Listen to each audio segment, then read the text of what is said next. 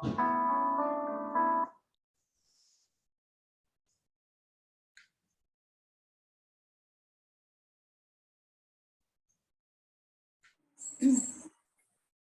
kita akan mulai acaranya. Bismillahirrahmanirrahim. Assalamualaikum warahmatullahi wabarakatuh. Waalaikumsalam warahmatullahi Waalaikumsalam wabarakatuh. warahmatullahi wabarakatuh. Innal hamdalillahilladzi nahmaduhu wa nasta'inuhu wa nastaghfiruhu wa na'udzu billahi min syururi anfusina wa min sayyiati a'malina may yahdihillahu fala mudhilla lahu wa may yudlilhu fala hadiyalah. Asyhadu alla ilaha illallah wa asyhadu anna Muhammadar Rasulullah. Allahumma shalli ala Muhammad wa ala ali Muhammad.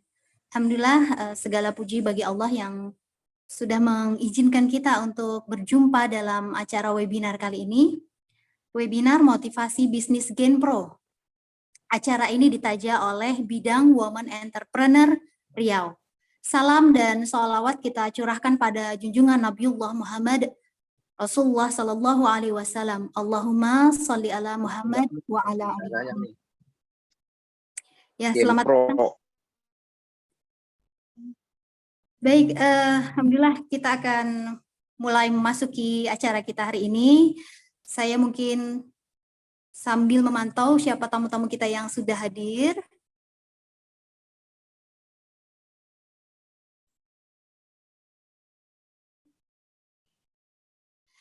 Selamat datang, saya ucapkan dulu kepada para peserta acara Motivasi Bisnis Genpro yang kali ini akan menghadirkan pembicara Ustadz Abu Syauki. Baik, beliau belum datang, belum hadir ya di forum ini. Saya ucapkan selamat datang kepada Ibu Nurliana Santi, VP Women Entrepreneur BPP Genpro. Kemudian kepada Bapak Masud Tahidin, kami ucapkan selamat datang selaku Area Vice President Genpro Riau. Dan juga para peserta, para pengusaha dan calon pengusaha sukses insya Allah. Menemani Ibu pergi ke pesta, nasi dihidang bersama rendang. Kepada para peserta, kami ucapkan selamat datang. Baik, bersama-sama kita awali kegiatan kita kali ini dengan membacakan ta'awudz dan basmalah. A'udzubillahi minasyaitonirrajim. Bismillahirrahmanirrahim.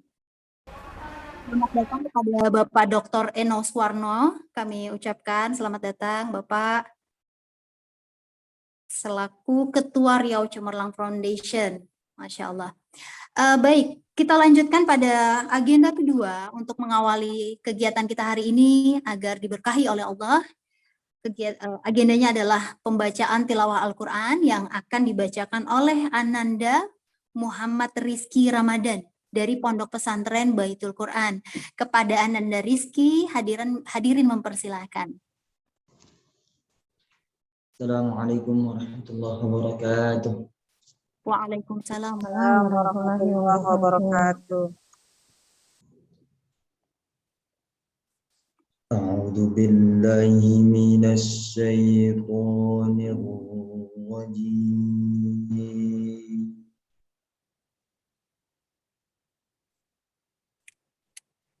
Bismillahirrahmanirrahim.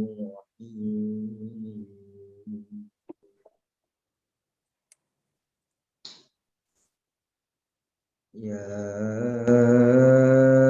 ayyuhalladzina amanu taqullaha haqqa tuqatih wa la tamutunna illa wa antum muslimun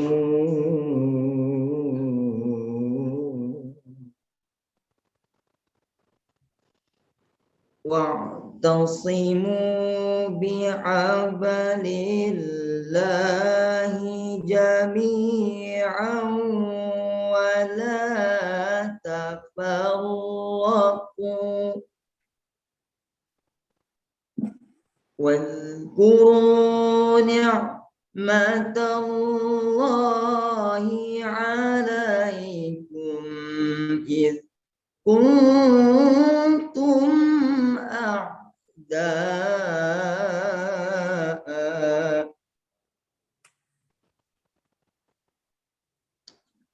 fa'alafa baina qulubikum fa'asbahtum bi ni'matihi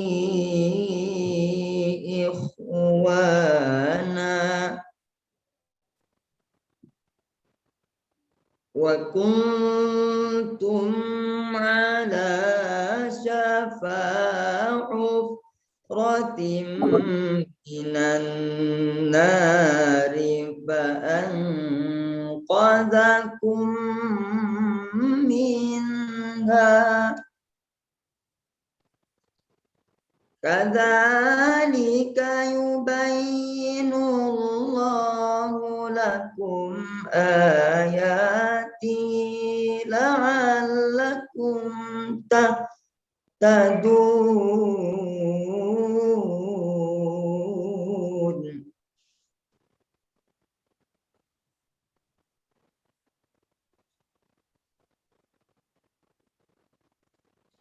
Kadzalika yubayyinullahu lakum ayatihi la'allakum tahtadun.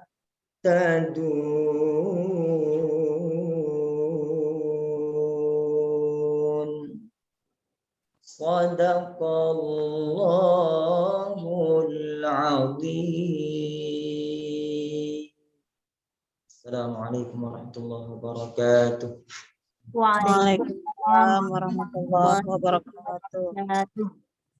Alhamdulillah, terima kasih kepada Ananda Rizky yang sudah membacakan ayat suci Al-Quran. Jazakallah khairan katsir.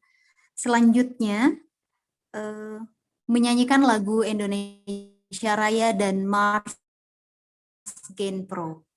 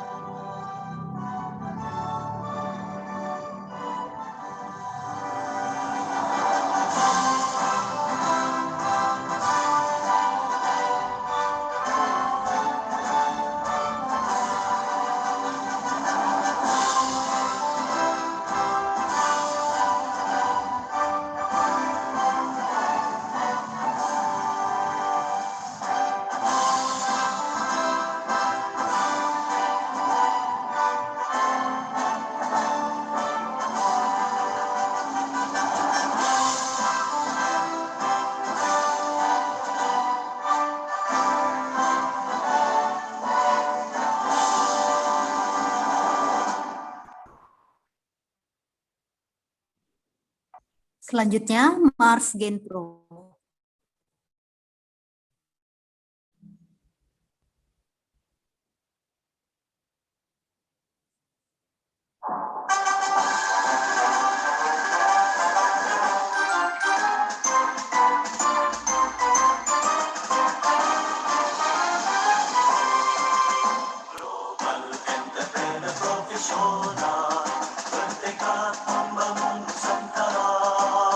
Bertemu berpadu tumbuh bersama menuju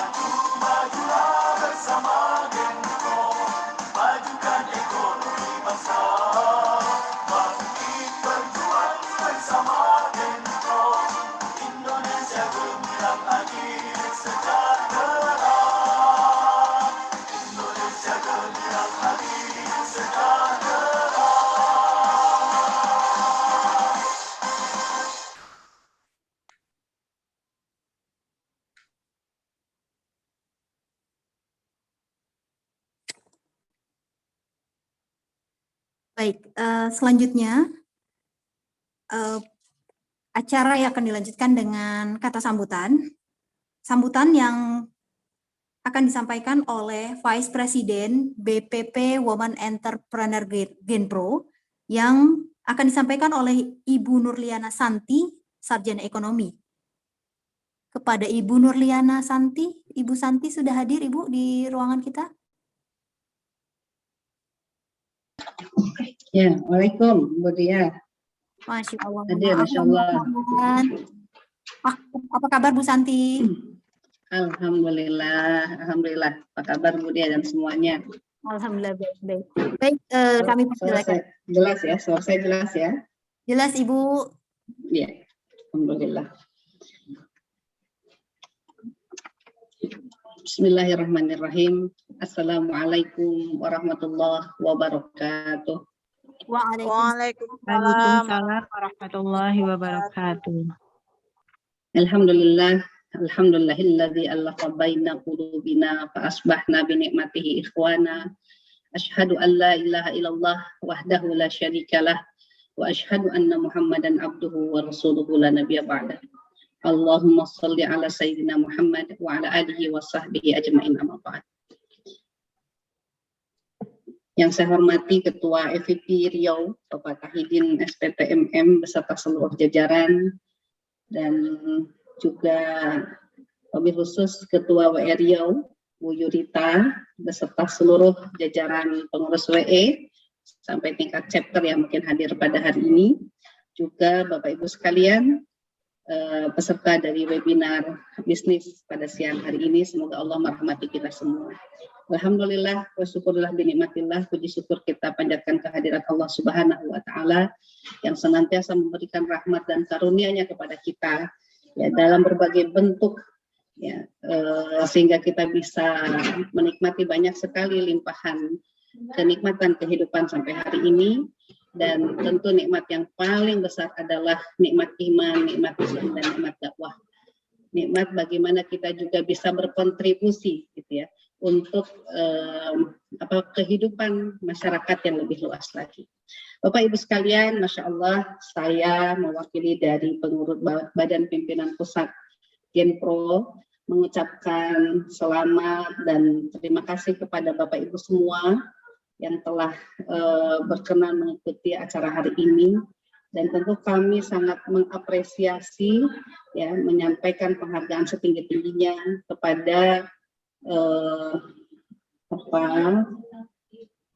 Bapak FIP Riau ya, Pak Tahidin beserta seluruh jajaran, Bu Yurita beserta seluruh jajaran yang menyelenggarakan acara hari ini. Hari ini luar biasa, teman-teman di Riau akan mengadakan kajian ya, kita menggali insight dari salah satu inspirator kita ya, yaitu Ustadz Abu Sauki tentang bagaimana membangun bisnis korporasi. Jadi teman-teman sekalian, kalau kita bicara bisnis sudah hal yang biasa ya. Bisnis adalah sesuatu yang disunnahkan oleh Rasulullah SAW, bahkan disyaratkan di dalam Al-Quran ya. Dan bisnis itu tidak hanya dinisbatkan kepada manusia, hubungan manusia dengan manusia, tetapi juga dinisbatkan hubungan manusia dengan Allah. Gitu. Betapa agungnya yang namanya jual beli ini, betapa agungnya yang namanya bisnis ini. Ketika kita bisa menempatkan nilai-nilai ilahiyah dalam bisnis kita. Gitu. Jadi semoga kita semua orang-orang yang sudah clear dengan, sudah selesai dengan motivasi untuk berbisnis. Kenapa? Karena seharusnya sudah tidak ada lagi orang yang takut untuk berbisnis. Ya, apalagi punya mindset yang salah tentang bisnis. Bahwa orang kalau berbisnis itu konteksnya ke dunia. Oh tidak, gitu ya. Karena persoalannya kalau kita bicara harta, ya harta pun adalah bisa jadi menjadi jalan perjuangan kita, jalan jihad kita, gitu ya. Jalan kita menuju surganya Allah, gitu ya. Dan kalau kita lihat orang-orang yang saleh dari mulai Rasulullah SAW, para sahabatnya, hampir semua adalah kebanyakan para sahabat mengambil jalan menjadi pebisnis, sehingga bahkan 9 dari 10 sahabat yang dijamin masuk surga mereka adalah pebisnis. Ya, sehingga persoalannya kalau kita bicara harta atau bicara aset, bukan seberapa banyak aset atau harta yang kita miliki, tapi seberapa berdaya kita dengan aset yang kita miliki. Ya, itu kata kuncinya teman-teman. Jadi jangan takut berbisnis, justru harus punya mimpi yang besar, karena kita harus selalu ingat filosofi Teko gitu ya. Teko itu hanya mengeluarkan apa yang ada di dalamnya. Kita tidak mungkin bisa memberdayakan orang lain sebelum kita bisa memberdayakan diri kita sendiri. Nah, maka teman-teman sekalian, kalau bicara tentang bisnis dan pemberdayaan, ya, itu sangat kongruen dengan apa yang Rasulullah sampaikan. Ya, salah satu hadis masyhur yang selalu kita ingat, Rasulullah bersabda, khairun nas anfa'uhum linnas. Ya, sebaik-baik manusia itu adalah yang memberikan manfaat kepada sebanyak-banyaknya orang.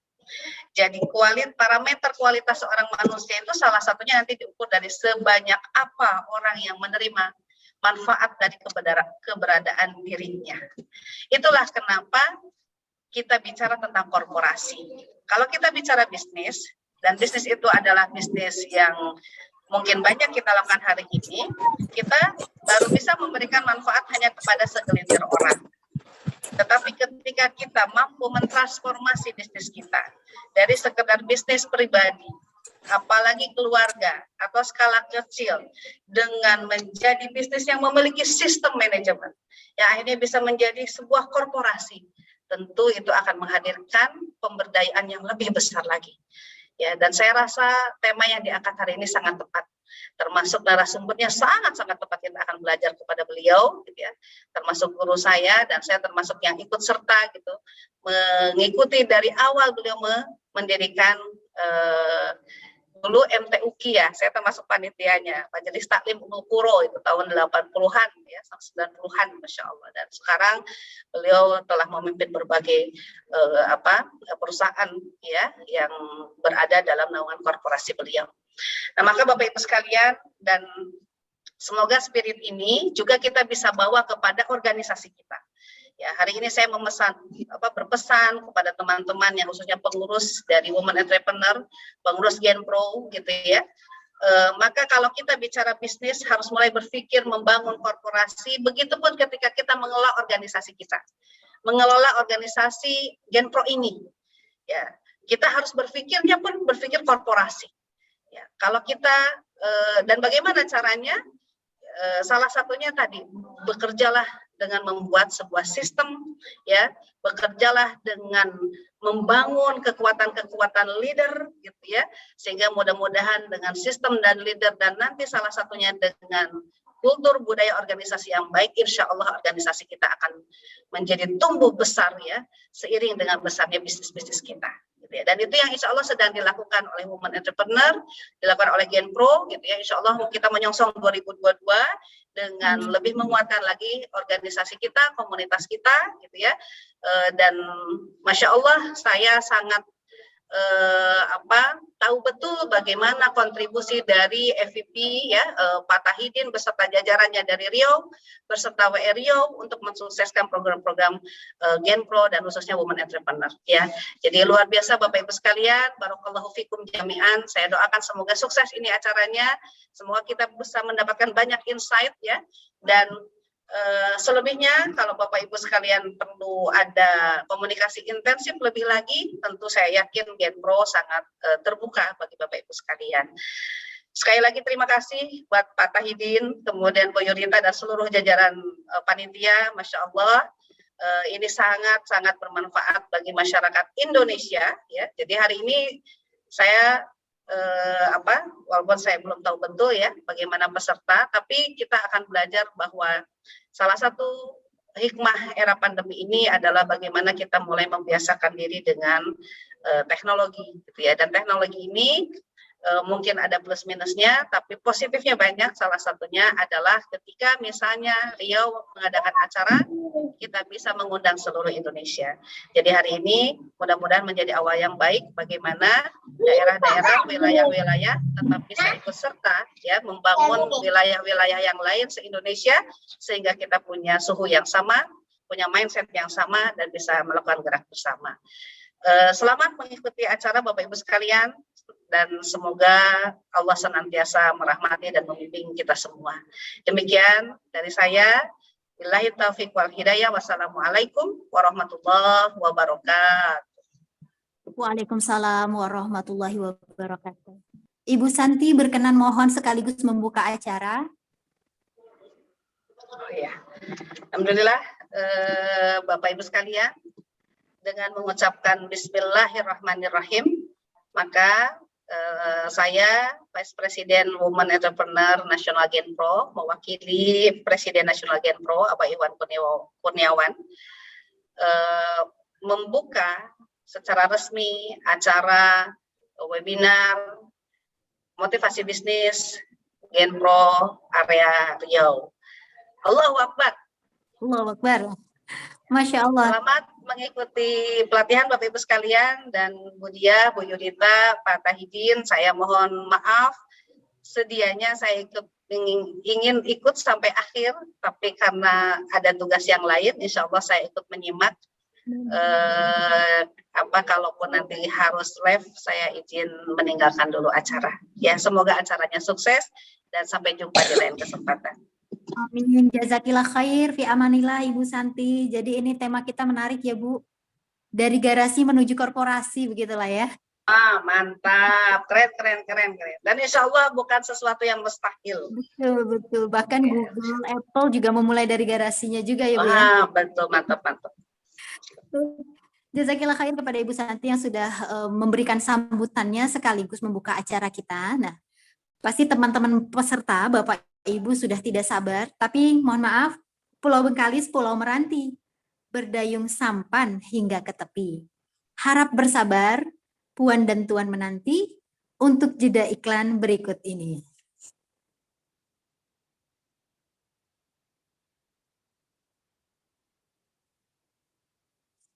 Permasalahan kesehatan di Indonesia masih menjadi perhatian hingga kini.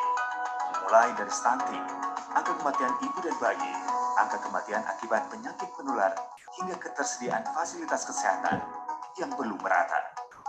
Cita Sehat Foundation sebagai NGO yang memfokuskan diri pada aktivitas pemberdayaan kesehatan masyarakat di seluruh Indonesia, hadir untuk memberikan solusi akan permasalahan kesehatan. Visi kami mewujudkan masyarakat Indonesia yang sehat secara paripurna, sehingga mampu untuk produktif dan bermanfaat bagi seluruh dunia. Untuk mewujudkannya, kami berkolaborasi bersama mitra yang terdiri dari mitra korporat berbagi bisnis, pemerintah, komunitas, dan akademisi. Dan hingga saat ini sudah ada 36 mitra yang berkolaborasi untuk bersama sehatkan Indonesia. Kami menjalankan dari hulu ke hilir dalam menerapkan program pemberdayaan kesehatan masyarakat, dimulai dari perencana program, yaitu social mapping dan peta program. Kemudian sebagai implementator program, mulai dari promotif, preventif, kuratif, dan rehabilitatif. Kami juga membuat program yang mendukung SDGs, hingga membuat laporan yang berkelanjutan. Kami pun mengajak mitra korporat untuk bersinergi lewat program ambulans, mobil klinik, klinik Pratama, dan program yang mendukung pembangunan berkelanjutan. Mari berkolaborasi bersama kami. Bersama Cita Sehat, bersama sehatkan Indonesia.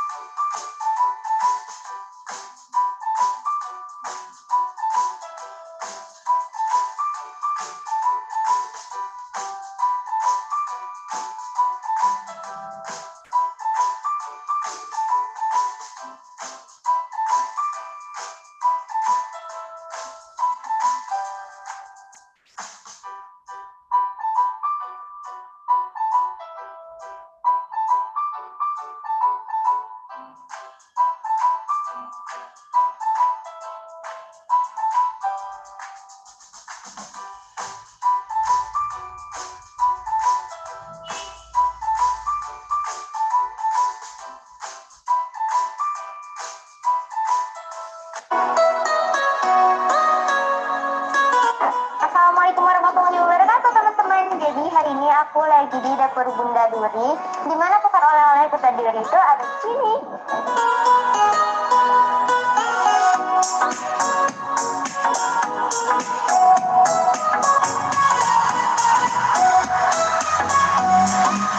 Sebelah sini ada aneka macam keripik dari yang pedas, manis, asin, hingga gurih.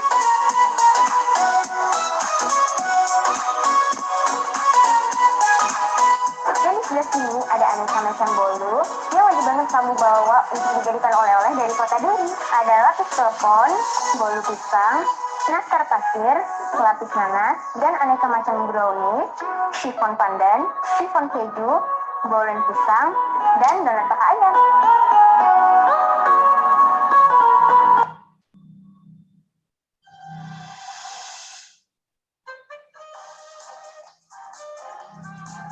Rumah sakit Permata Hati. Kami memiliki jenis pelayanan rawat jalan, rawat inap, dan penunjang. Kami juga memiliki lebih dari 20 dokter spesialis yang terdiri dari 18 poliklinik terpadu. Serta dokter umum yang terdiri dari 14 orang. Jenis pelayanan rawat jalan.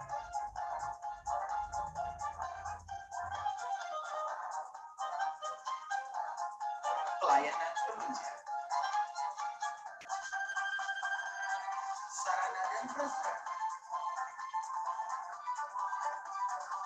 Fasilitas penunjang COVID-19. Kami memiliki pemeriksaan PCR, antigen, rawat inap, dan ICU COVID. Info lebih lanjut hubungi kami.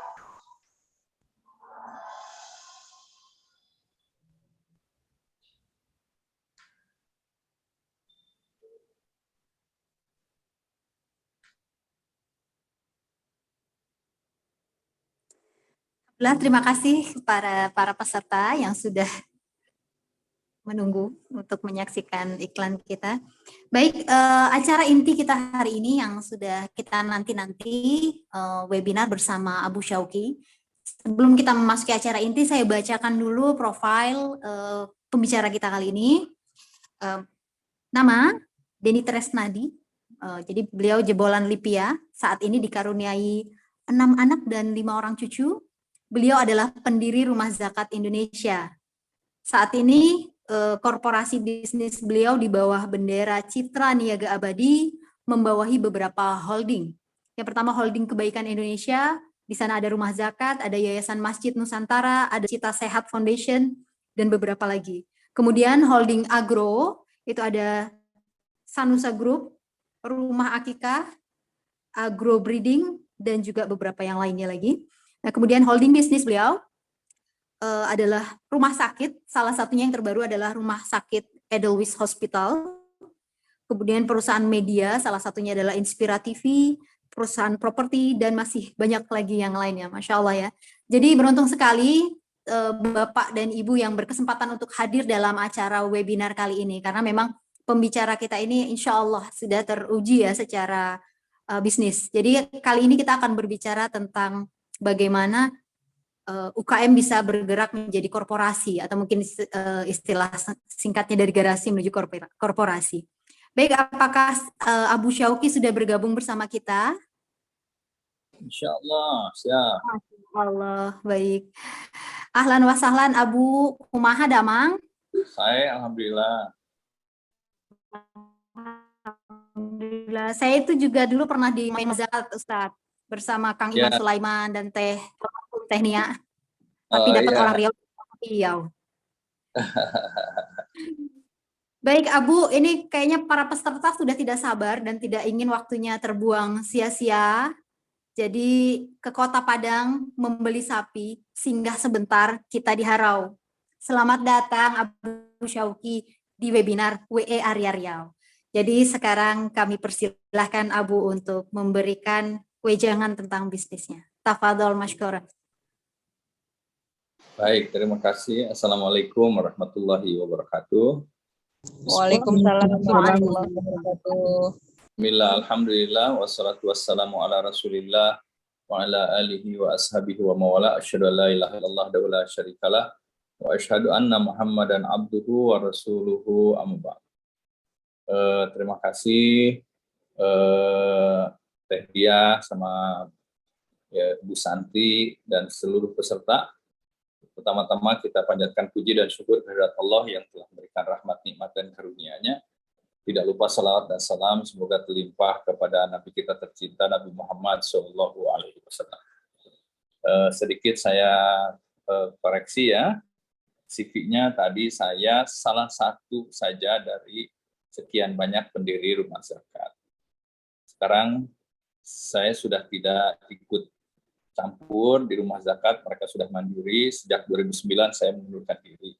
Ya, jadi ke rumah zakat sekarang belum tentu 5 bulan sekali, 6 bulan sekali. Kalau lagi mau silaturahim, saya silaturahim. Tapi hubungan saya sangat baik dengan teman-teman di rumah zakat. Yang kedua, cucunya sekarang sudah mau 16, bukan 5 lagi.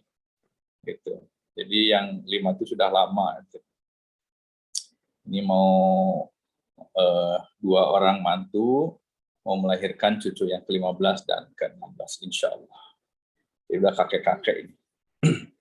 Baik, kita mulai tema kita ya. Saya ingin memulai dari bagaimana pentingnya kita berbisnis, karena pekerjaan ini pekerjaan yang terlalu lama ditinggalkan oleh umat Islam, khususnya di Indonesia. Aslinya orang tua kita dulu adalah para pedagang. Mereka pedagang dari Arab, Timur Tengah ya, dari Turki, Gujarat, Parsi masuk ke Indonesia. Bahkan cicit Rasulullah SAW itu membuat kerajaan di Aceh. Itu cicitnya Rasulullah SAW. Beliau berdagang di situ, kemudian akhlaknya yang mulia, beliau menjadi besar dagangnya, membantu orang banyak. Raja di situ sangat terjatuh cinta, kemudian menikahkan dengan anak perempuannya, maka menikahlah cicit Rasulullah dengan anak raja di situ. Kemudian rajanya meninggal, maka kerajaan itu diserahkan kepada cicitnya. Rajanya semuanya, termasuk mantunya sendiri, anak perempuannya itu semua masuk Islam. Maka itulah sejarah kerajaan dari cicit Rasulullah SAW, pedagang asalnya, gitu kan. Nah sayangnya kita sekarang meninggalkan dunia bisnis ini, dunia perdagangan ini, yang itu adalah karakter nenek moyang kita, ya, dulu. Sekarang ditinggalkan oleh kita. Baik, kita langsung aja karena waktunya jam 3 kurang 20 di sini sudah ada asar, jadi cuma punya waktu saya 50 menit kurang lebih. Baik, next. Ya, silakan bagian panitia yang menyiapkan makalah, saya sudah kirimkan makalahnya.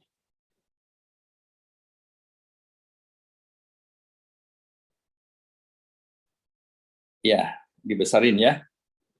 Membangun keterampilan bisnis. Baik, kita lanjutkan. Waktunya sangat sempit. Ini saya ingin menyampaikan pendapat ulama besar yang sangat terkenal yang di dunia Islam, namanya Abdullah ibnu Mubarak. Ditanya, kenapa masih juga berbisnis dalam kesibukannya menjadi seorang ulama? Beliau menjawab dengan enteng, aku berbisnis untuk menjaga kehormatan para ulama agar mereka tidak terbeli oleh para penguasa. Itu kata Abdullah ibnu Mubarak. Ya, jadi beliau ini seorang pengusaha. Next, Umar bin Khattab radhiyallahu an mengatakan, aku melihat orang-orang asing mulai banyak menguasai perdagangan, sementara kalian meninggalkannya karena telah menjadi pejabat di daerah dan mendapat ghanimah. Janganlah kalian tinggalkan perdagangan, nanti laki-laki kalian bergantung pada laki-laki mereka, dan wanita-wanita kalian bergantung pada wanita-wanita mereka. Gitu ya. Sekarang ini banyak orang yang tidak boleh pakai kerudung, ya, tapi karena hanya untuk gaji 3 juta, 2,5 juta per bulan, dia meninggalkan keyakinannya. Ya, akhirnya dia melepas kerudungnya, mereka tidak boleh sholat, ya, dan segala macam. Banyak kemudaratan yang terjadi. Ini kata Umar bin Khattab radhiyallahu anhu. Makanya sudah kita jadi pejabat apapun sekarang ini dilarang gitu untuk meninggalkan perdagangan. Next. Nah, mengapa sekarang berbisnis lebih penting dibandingkan dulu? Ya, nih, ya, baik kita lanjutkan. Kita harus memahami dulu dunia saat ini berubah cepat sekali. Ya, apalagi sejak 89 diketemukannya internet, sejak saat itu dunia berubahnya ya cepat. 2 bulan bisa berubah. Ya, bahkan ada yang lebih cepat dari itu ya, lebih lambat dari itu. Contoh saja misalkan Bluebird waktu itu right issue, kemudian tiba-tiba naik dari kalau tidak salah dari 2.000 ke 8 atau 9.000, tahu-tahu keluar Grab, ya, keluar Gojek, langsung habis gitu. Itu tidak sampai setahun, hitungannya bulan. Ya, raksasa besar yang begitu gagah tiba-tiba menjadi orang tua yang sangat lambat geraknya. Ya, kita bisa melihat. Dulu orang zaman saya di era industri, kalau mau kaya raya menjadi konglomerat, itu rata-rata setelah umur 40 tahun baru berhasil. Sekarang anak-anak di bawah umur 30 tahun banyak yang sudah jadi konglomerat. Anak saya yang pertama itu bersahabat dengan pemilik-pemilik dari Bukalapak. Ya, pemilik Bukalapak ini ya banyak sekali duitnya karena jual sedikit aja dia dapat berapa triliun gitu. Anak-anak belum sampai 30 tahun. Ya, jadi berubah sekarang. Dulu uang itu sangat sulit. Sekarang uang itu triliunan rupiah lari-lari di langit mencari orang yang paling pantas untuk menerimanya. Nah, apakah kita yang paling pantas untuk menerima uang atau bukan, itu yang menjadi persoalan. Next. Ya, kita lihat dulu ini zaman dulu di era industri. Ya, ini sebetulnya kayak gentong air, bukan kayak pepaya ya. Ini tengahnya lebih gemuk. Dulu untuk orang kaya sedikit, orang miskin sedikit, kelas menengah banyak sekali. Karena waktu itu adalah orang mayoritas menjadi karyawan, menjadi pekerja. Ya, seperti ini dulu grafiknya atau diagramnya. Tapi setelah era industri berakhir, masuk era informasi, seperti ini. Next. Ya, nah, ini kayak jam pasir. Kalau jam pasir itu tengahnya lebih kecil, sebetulnya lebih ramping. Jadi ada disebut dengan menghilangnya kelas menengah. Kelas menengah itu hilang, lari ke atas sebahagian, lari ke bawah sebahagian. Sebetulnya, Ibu Bapak sekalian, tanpa disadari, hari ini jumlah orang kaya lebih banyak, jumlah orang miskin juga lebih banyak. Ya, cuman persoalannya kaum muslimin lari ke bawah atau lari ke atas. Itu yang harus dijawab oleh kita. Hari ini, Bapak-bapak umur 40 tahun lebih, ya mati-matian memperjuangkan uang 2 juta rupiah hanya untuk sekedar makan. Tapi anak-anak umur 20-an sudah megang uang ratusan miliar, bahkan triliun. Itu sangat-sangat ya bertolak belakang. Kenapa? Karena sekarang ini kelas menengah hilang, Ibu Bapak sekalian. Ya, atau kalaupun tidak hilang, berkurang jauh. Kenapa? Ya sekarang jalan tol sudah tidak pakai orang. Ya, anak saya sekolah di London, di Inggris, dia cerita belanja ke supermarket itu tidak ada penjaga. Semuanya pakai handphone, di tap, ya, baru barangnya keluar, tap, barangnya keluar semua gitu. Nanti orang itu baru ada pekerja itu di luar. Itu juga ya untuk nenek-nenek, kakek-kakek yang tidak kuat mengangkat barang masuk ke mobil, baru dibantu. Ya, jadi sekarang ini seperti itu, Ibu Bapak sekalian. Ya, mesin-mesin belum lagi ya ada, lebih akurat pembuatan pakai mesin daripada pakai orang. Kan gitu. Makanya kita bisa melihat manusia akan hilang ya pekerjaannya. Oleh karena itu di zaman saya dulu orang nganggur itu mesti lulus SD. Ya, lulus SMP lah gitu ya. Itu nganggur. Tapi hari ini Ibu Bapak sekalian, pengangguran elit bukan akan kita lihat, sudah kita lihat. Ya, anak-anak itu lulusan ITB, UI, Unpad, kalau di sini di Jawa UGM banyak yang nganggur. Bahkan Teman-teman saya lulusan Eropa, lulusan Jepang, berat sekali, ya mereka itu, ya untuk makan aja, berat sekali, hanya untuk makan. Jangan cerita lah ya, ngontrak rumah, jangan cerita ngontrak rumah. Jadi mereka itu secara pendidikan kelas atas, secara ekonomi kelas bawah. Saya sering diajakin teman-teman bantuin kawan-kawan kita yang profesor, yang menyekolahkan anak aja tidak sanggup, ya menyekolahkan anak. Begitu tuh ceritanya, ya. Dan ini akan semakin terakumulasi. Itu. Jadi hilangnya kelas menengah, ya. Nah, oleh karena itu kita jangan mau didorong turun ke bawah. Kita minimal yang ikut pelatihan ini harus didorong naik ke atas. Next. Ya.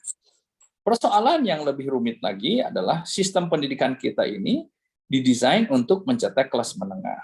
Ya, makanya doktrinnya segini, ayo kamu harus rajin belajar biar nilaimu bagus. Kalau nilai bagus kan nanti kamu bisa masuk ITB, UNAN, bisa masuk UI, UGM, ya supaya kamu kalau sudah lulus dari situ mudah cari pekerjaan, ya di perusahaan-perusahaan yang aman dan nyaman.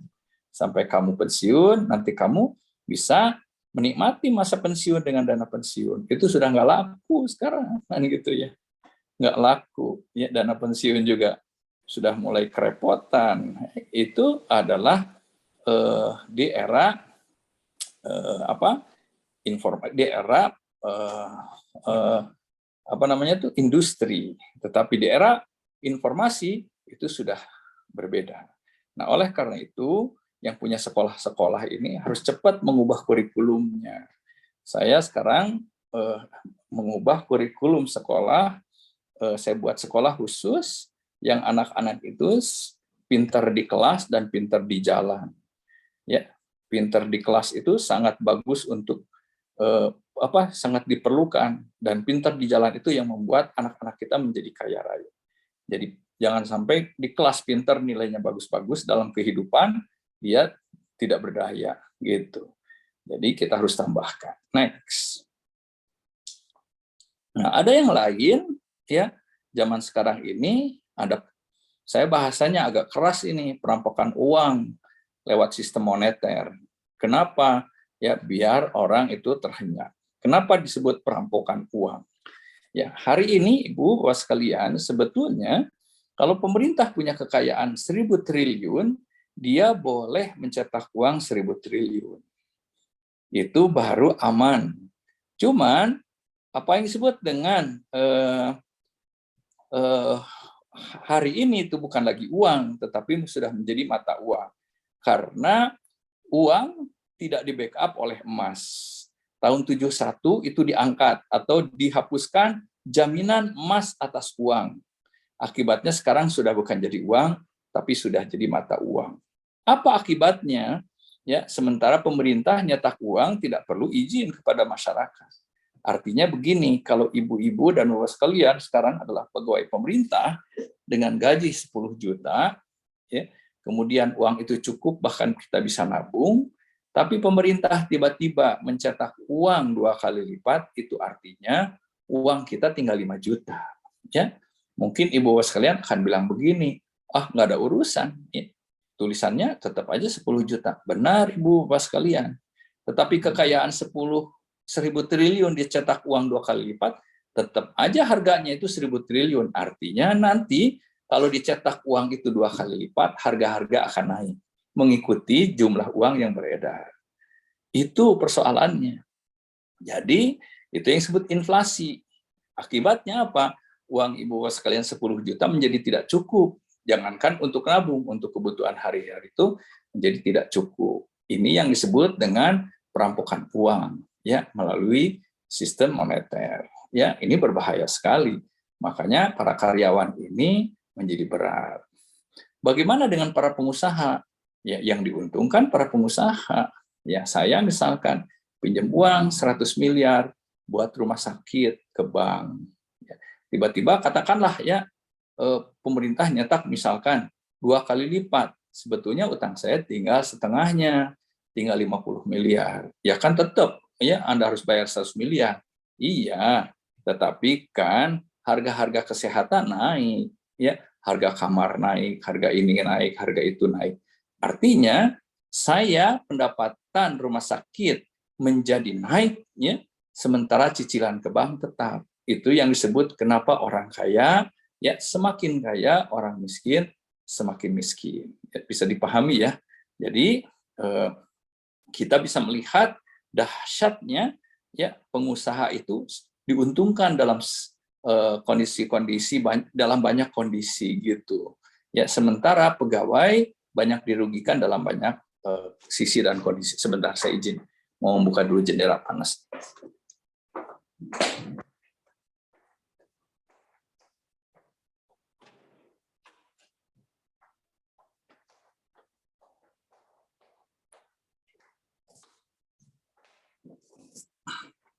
Next, ya kita lanjutkan. Baik, kita lanjutkan.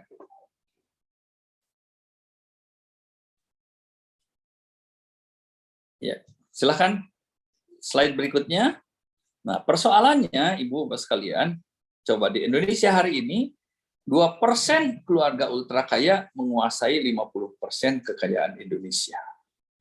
Bahkan kemarin itu ada temuan 2 keluarga ultra kaya itu kekayaannya sama dengan 40% masyarakat Indonesia. Bayangkan aja.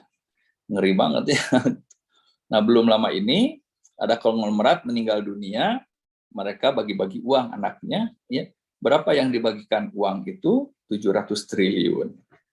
Ya, satu keluarga anaknya ya bagi-bagi uang sebesar 700 triliun. Bayangkan aja.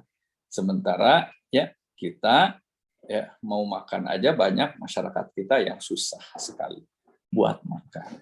Ya, persoalannya apa? Persoalannya ya kita selalu tidak mau masuk ke wilayah-wilayah yang sebetulnya wilayah itu wilayah elit, tetapi kita tidak mau capek. Ya, kata kuncinya sederhana, persoalan ini malas, tidak mau beresiko, itu aja. Ya, inginnya lulus, sesudah lulus kerja langsung nerima uang. Itu persoalan yang berat sekali. Padahal Ibu Bapak sekalian, menjadi pengusaha itu sekarang dahsyat sekali ya peluangnya. Ya, jadi pengusaha di Indonesia itu tidak sampai 1%. Adapun pedagang bisa sampai 2-3%. Tapi pengusaha tidak sampai 1%. Bisa kita bayangkan. Next. Apa yang diperlukan oleh karena itu untuk membangun bisnis? Nah, hari ini ya saya ingin menyampaikan apa yang dibutuhkan untuk membangun bisnis. Ya, saya definisikan dulu apa itu dagang dan bisnis. Dagang itu adalah sesuatu yang tidak sistemik. Ciri seseorang itu berdagang dan berbisnis gampang saja. Tinggalkan pekerjaan itu 2 tahun, 3 tahun, kalau balik lagi tutup, itu namanya dagang. Ya, tinggalkan pekerjaan itu 2 atau 3 tahun atau bisnis itu, kalau balik lagi tambah besar, itu namanya bisnis. Jadi kalau Ibu Bapak sekalian ya membuat misalkan rumah makannya itu laku dan menghasilkan uang banyak, jangan dulu bangga, tinggalkan 1 tahun, 2 tahun, kalau balik lagi tutup, nah itu namanya dagang. Ya, kalau ditinggalkan ya 1 tahun, 2 tahun, balik lagi cabangnya jadi 2, 3, nah itu namanya itu bisnis namanya. Ya, ciri lain dari dagang apa? Kalau bertambah besar, pemiliknya makin sibuk. Kalau bisnis, kalau bertambah besar, ya pemiliknya semakin banyak waktu, ya banyak waktu untuk santai gitu ya.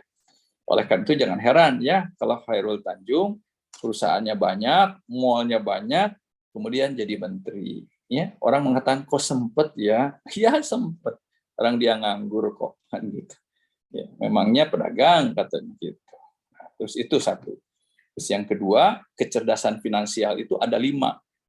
Yang paling rendah dari kecerdasan finansial itu adalah orang itu bisa menghasilkan uang. Gitu. Orang bisa menghasilkan. Itu kecerdasan finansial yang paling rendah. Jadi kalau Ibu Bapak sekalian punya toko 10 menghasilkan uang banyak, jangan terlalu bangga. Itu adalah kecerdasan awal dan kecerdasan paling rendah. Masih ada di atasnya. ada 5 kecerdasan. Nanti tapi waktunya lain lagi. Next, ya kita lanjut. Apa yang dibutuhkan? Yang dibutuhkan adalah yang disebut dengan mindset. Ini yang pertama yang kita perlukan. Oleh karena itu, kalau kita ingin membuat bisnis, apakah bisnis raksasa atau bisnis kecil, ya, UMKM atau bisnis besar, semuanya ada pada mindset, ya, bukan pada keahlian. Bisnis itu 95% ditentukan keberhasilannya oleh mindset, 5% oleh technical skill. Ya, belum lama ini anak perempuan saya mengirim hasil riset di Amerika, yaitu seorang pengusaha kaya, ya, diperutuli, tidak boleh bawa handphone, tidak boleh apa-apapun juga, dipindahkan ke sebuah kota yang dia tidak punya kenalan, cuman dibekali $100, ya, ditungguin sekian bulan, ternyata di kota baru itu dia bisa lagi buat bisnis, gitu, ya. Dan hasil riset itu mengatakan 90% bisnis itu adalah mindset, 10% itu adalah technical skill. Ya, beda dengan saya, itu hasil riset, ini hasil feeling saya. Tetap antara feeling saya dengan hasil riset itu tidak terlalu jauh, beda 5%, gitu. Ya, itu dahsyat sekali. Saya 33 tahun berbisnis, jadi merasakan betul, ya, ternyata kecil besarnya bisnis, kita membangun perdagangan atau bisnis itu bergantung kepada mindset. Itu yang perlu kita perhatikan. Oleh karena itu, Ibu Bapak sekalian, ya, hari ini, ya, akses kepada informasi itu, kalau zaman saya dulu itu kesulitan mencari informasi, kalau sekarang kebanjiran informasi. Maka kalau Anda mau masuk ke dalam dunia internet, ya, dunia media sosial, ke YouTube dan segala macam, di situ semuanya ada ilmu itu. Masya Allah. Yang saya cari-cari dulu itu, ya, dengan kerja keras, sekarang tinggal klik aja di kamar. Itu, semua ada kekayaan itu.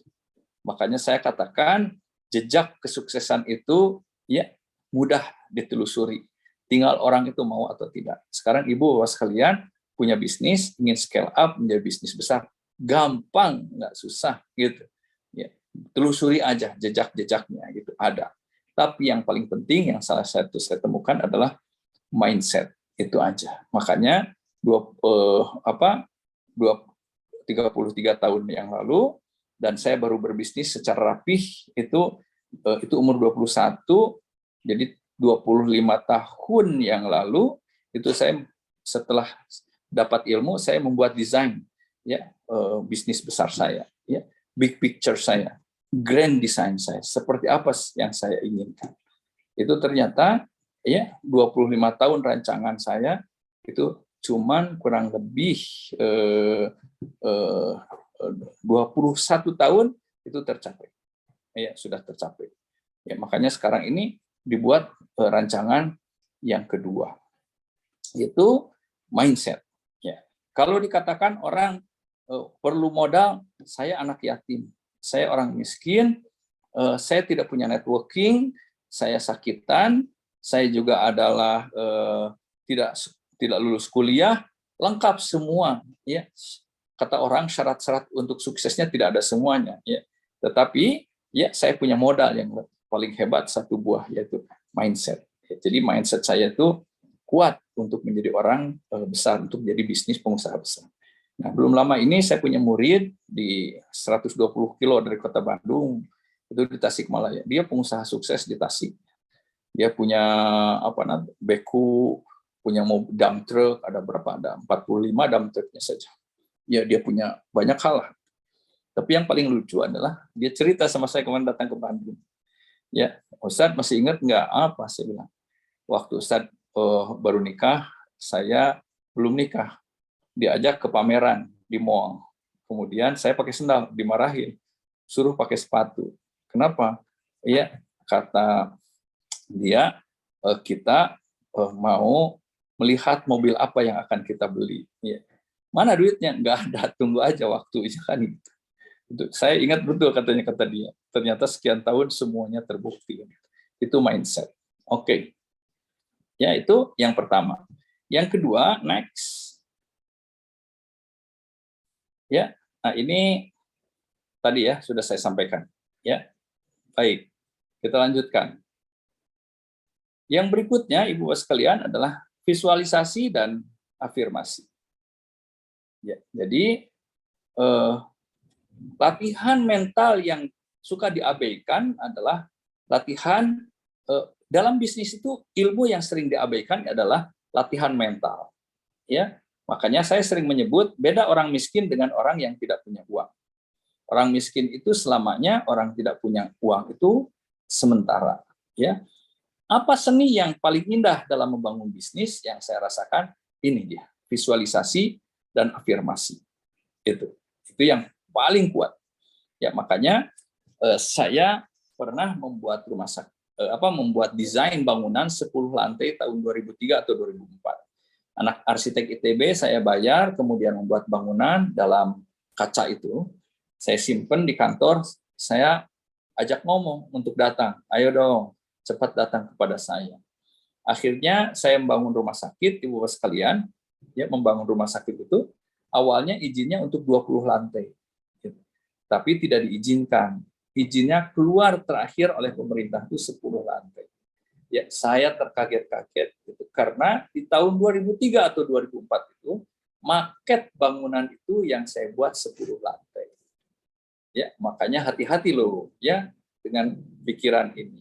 Ya, kata Rasulullah SAW ya menyampaikan ungkapan dari Allah, ana inda husni dzanni abdi. Aku bersangka prasangka hamba-hambaku tentang aku. Ya, jadi kalau saya ketemu Sandiaga Uno, karena sudah bersahabat sejak lama, Ibu sekalian, ketemu Dahlan Iskan, waktu saya belum punya apa-apa, tapi mereka tidak pernah bisa menteror saya. Ya, maksudnya menteror itu apa? Dia punya pesawat pribadi, saya ketemu sebulan sekali di kantornya lantai 8. Ya. Saya juga kalau ke Surabaya menemukan kantor Jawa Pos puluhan lantai. Oh, nggak pernah, saya kecil hati. Saya cuma ngomong begini, ya gimana caranya saya bisa seperti kamu, atau bahkan lebih dari kamu. Gitu saja. Ya, akhirnya saya membuat visualisasi, afirmasi. Ini penting, Ibu Bapak sekalian, ya harus kita lakukan. Makanya seni ini seperti ringan. Untuk membantu Ibu Bapak sekalian memahami ini, bacalah buku The Secret ya dari Rhonda Byrne. Bukunya ringan kok, nggak berat, insya Allah. Yang kedua, nah ini buku tapi bagus banget. Mau dibaca silahkan, ya. Kalau tidak, karena Anda tidak suka karena tebalnya, baik, nggak apa-apa. Buku pertama aja, The Secret, bukunya tipis. Itu akan membantu bagaimana kita scale up bisnis kita menjadi besar secara mentality, ya, secara mentalitas. Makanya hati-hati ya terhadap akal kita, pikiran kita ini adalah leverage, daya ungkit, ya, daya ungkit. Ya, saya paling tidak mau bergaul dengan orang-orang yang pikirannya cacat, ya, pikirannya cacat. Ya, ketemu saya misalkan dengan kawan-kawan lulusan Eropa, ketika saya punya gagasan bisnis A, saya ingin buat gedung untuk ini, dia ketawa terpingkal-pingkal. Ya, kemudian ya orang kayak kamu mana bisa, ya ilmu nggak punya, networking tidak ada, kemudian sekolah juga nggak lulus, bla bla bla, mungkin aja. Tapi kalau itu semua kita makan dan menjadi keyakinan kita, habis kita. Ya, kalau saya mendengar kayak begitu, saya tinggalkan. Saya cari dengan kawan-kawan yang saling menguatkan. Akhirnya saya percaya. Makanya hari ini, ya apa yang terjadi semua, ya keajaiban. Makanya saya sering mengatakan, ya hubungan kita dengan Allah harus bagus, ya. Harus kuat banget itu, gitu. Biar semua kejadian itu menakjubkan. Misalkan saya rumah sakit ini, pokoknya aneh aja. Saya juga bingung kan, kita bisa begitu. Ya, tahun lalu 14 Agustus launching, sampai Desember pendapatannya yang direncanakan 2 kali lipat. Tahun ini bulan Juli sudah tercapai target sampai bulan Desember, gitu. Kemudian karena bagus laporannya, bank yang ngasih pinjaman datang, ya dia katakan, ayolah buat lagi. Itu cukup untuk membuat 2-3 rumah sakit uang yang ditawarkan pinjamannya. Bayangkan, kan gitu. Makanya saya katakan, ya tidak perlu ya modal bisnis itu. Kalau kita sudah jalan, ya semua modal datang. Bahkan ada sebuah institusi besar nawarin uang untuk rumah sakit 1 triliun. Ya, institusi resmi, institusi keuangan. Ya, resmi 1 triliun. Ayo dong diambil, Pak. Kebetulan direktur utamanya kenal dengan saya. Sampai kayak begitu. Nah, jadi apa? Ya, jangan mau diteror. Ya, itu namanya kalimat pembunuh, perusak. Itu saya makanya kalau bergaul, saya selalu dengan pengusaha-pengusaha ya yang sama, satu nafas, yang saling menguatkan, yang saling mengokohkan. Ya, berpikir saya tidak pernah kecil. Saya cita-cita itu adalah saya akan membuat 100 rumah sakit. Misalkan begitu. Sampai tahun 2025 akan menambah 6 rumah sakit. Itu contoh aja, ya, contoh. Visualisasi dan afirmasi. Tidak ada yang bisa menghalangi, ya. Pikiran kita ini bebas. Baik, kita lanjutkan. Next. Lihat Dr. Dennis Watley. Jika dalam benak Anda sudah berada di sana, secara fisik Anda akan pergi ke sana. Coba bayangkan. Jika dalam benak Anda sudah berada di sana, secara fisik Anda akan pergi ke sana, katanya. Gitu. Jadi pikiran dulu yang sampai, ya. Makanya kita membuat visualisasi afirmasi itu dari kehidupan yang paling ujung. Misalkan begini, Ibu sekalian.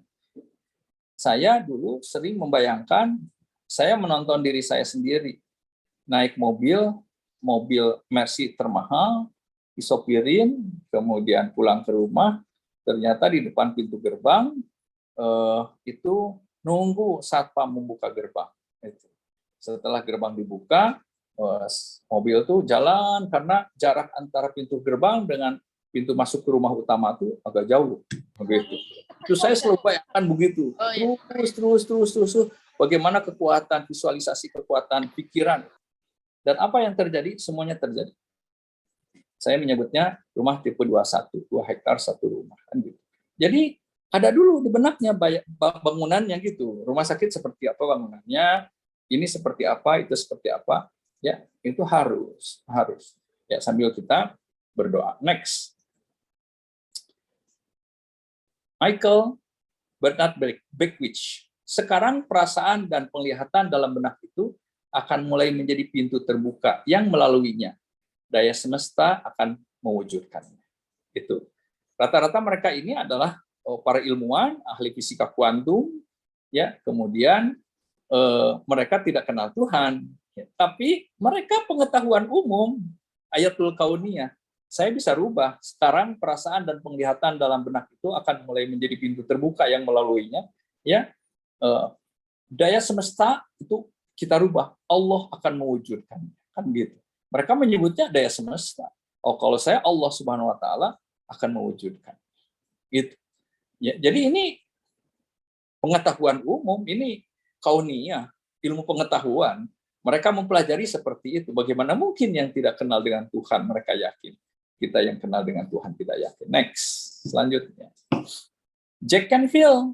Tugas kita bukanlah menemukan bagaimana caranya. Cara itu akan muncul dengan sendirinya dari komitmen dan keyakinan pada apa yang diinginkan.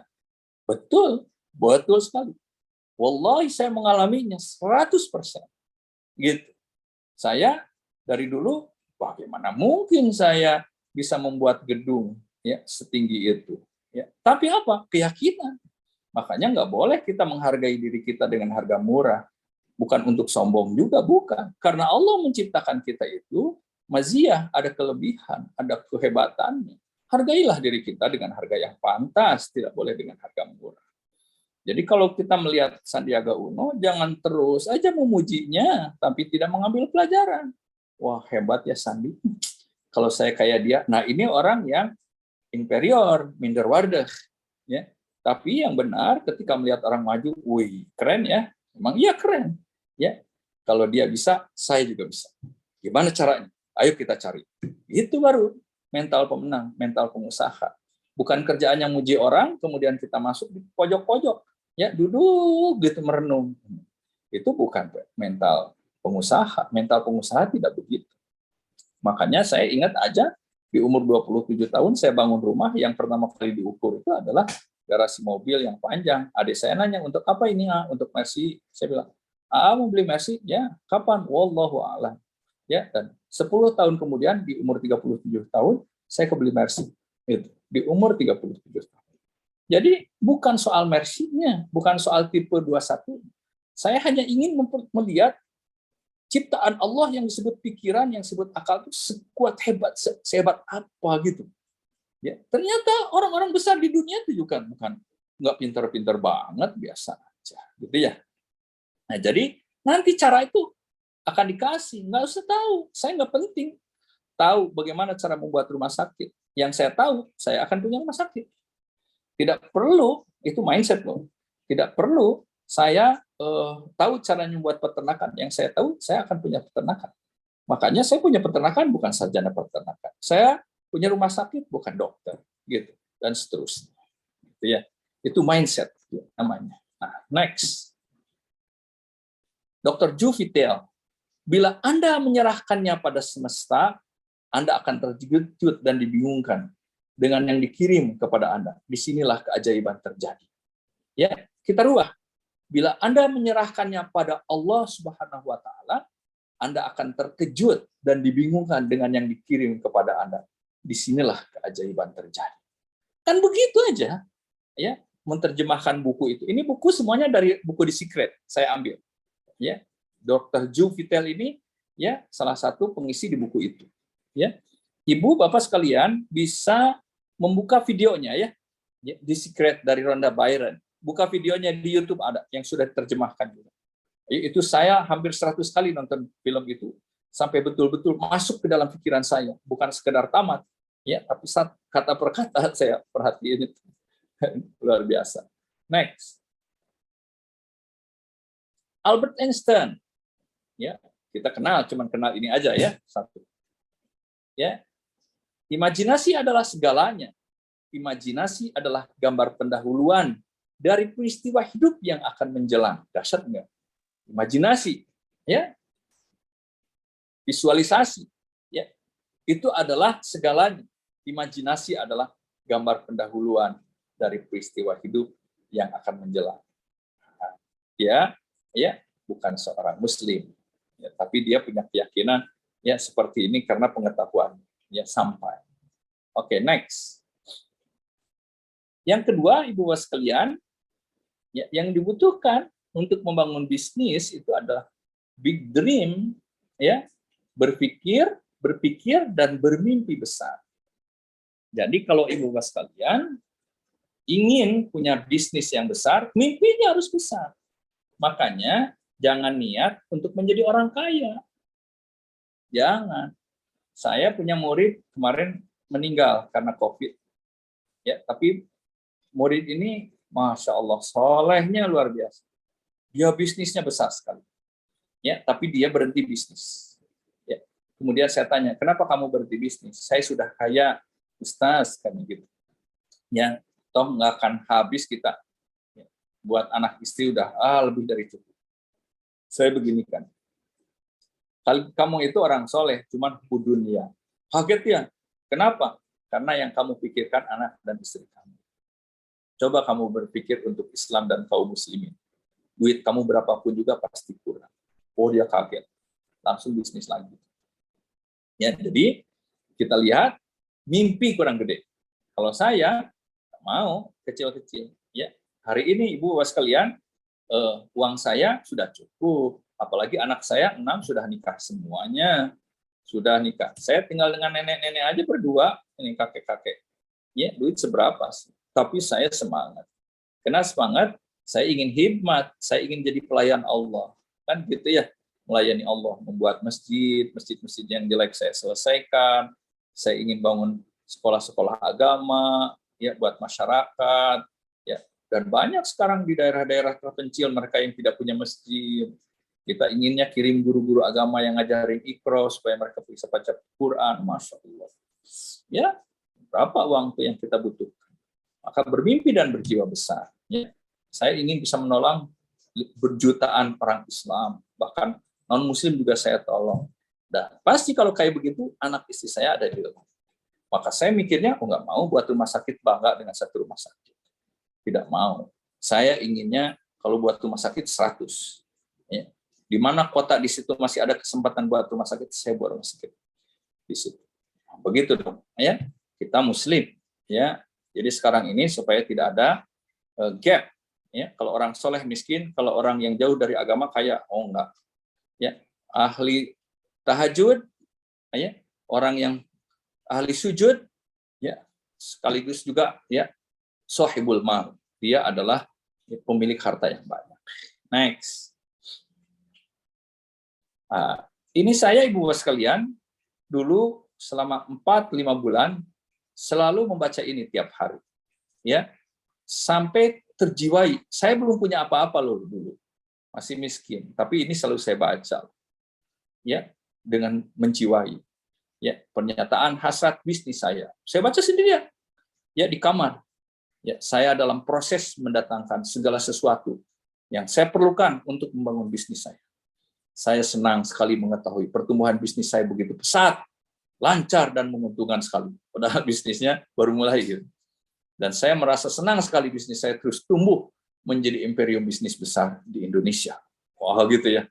Ya, oleh karena itu saya memutuskan untuk terus mencari ide-ide kreatif, membangun jaringan nasional dan internasional, membuat sistem recruiting dan peningkatan skill SDM. Saya menjadi sangat sekali karena apa yang saya lakukan terus memperlihatkan hasil yang signifikan. Ya, saya amat sangat yakin akan menjadi pengusaha kelas dunia. Coba berapa tahun yang lalu saya buat ini. Saya membayangkan ketika pabrik-pabrik besar, bangunan pencakar langit di kota-kota besar di dunia menjadi aset bisnis saya. Anda akan ketawa, ya, kalau melihat saya dulu membaca ini. Yang menertawakan saya banyak. Ya, saya juga membayangkan memiliki banyak peternakan sapi dan kambing raksasa. Dan saya akan menjadi eksportir ke seluruh dunia. Hukum ketertarikan sedang mempersiapkan segala sesuatu yang harus terjadi demi mewujudkan keinginan saya. Gitulah kurang lebih. Ya, saya baca tiap hari. 3, 4, 5 bulan saya baca tiap hari. Ya, dan saya sering sekali ngobrol berdua dengan saya sendiri di depan kaca. Ya, begini aja. Ya, saya yakinkan supaya saya kuat ketika mendapatkan cacian, makian, dan cemoohan orang lain. Saya bilang, kamu orang hebat, ya, kamu diciptakan oleh Allah untuk punya kelebihan menolong orang lain, bla bla bla. Ayo, bangun. Kamu mampu, kamu bisa. Itu suatu saat saya lupa mengunci pintu kamar, istri saya masuk. Akhirnya melihat begitu, istri saya nangis aja. Dia bilang sama saya, udahlah Bi, katanya, Umi nggak akan minta Abi jadi orang kaya daripada nanti Abi sakit. Sangkanya kita sakit jiwa gitu. Padahal saya sedang afirmasi. Sedang afirmasi. Kuat sekali, Pak. Sampai hari ini. Makanya saya jadi punya TV, punya rumah sakit, punya peternakan. Ya, sebentar lagi hotel-hotel besar tuh saya punya gitu. Padahal saya jebolan Lipia ya tadi disebut, bukan lulusan. Oke. Nah, ya, habis nih waktunya. Ya, berkata orang besar. Ya, harus ya hati-hati jangan berkata orang kecil. Jadi walaupun Anda tidak punya uang, ngomongnya ya harus seperti orang yang banyak uang. Bukan berarti harus sombong, ya. Jadi jangan mengeluhkan ketidakpunyaan uang. Orang yang banyak mengeluhkan uang suka jatuh pada tidak punya uang. Orang yang mengeluhkan sakit suka jatuh pada sakit. Jadi jangan ngomong-ngomong dikit, iya saya mau bisnis tapi saya nggak punya modal. Aduh saya sudah bagus bisnis saya, cuman mau scale up modalnya nggak ada. Terus Anda akan begitu terus nanti. Jadi ya mikirnya dibalik, ya saya akan menemukan sumber modal yang besar, gitu terus ya terus. Sekarang nih Ibu sekalian nih bukan karena kehebatan saya, nauzubillah ya, saya melemah ya, tapi ini saya merasakan tangan Allah tuh main. Saya kan banyak tadi ya seperti host teh dia ya, bla bla bla bla bla, saya senyum aja, itu bukan karya saya. Ya banyak orang yang nanya, gimana sih bisa begitu, bla bla bla. Saya jawab begini, terus terang.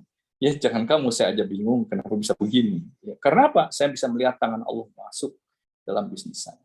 Ya. Kenapa? Kuncinya jangan banyak mengeluhkan. Ya.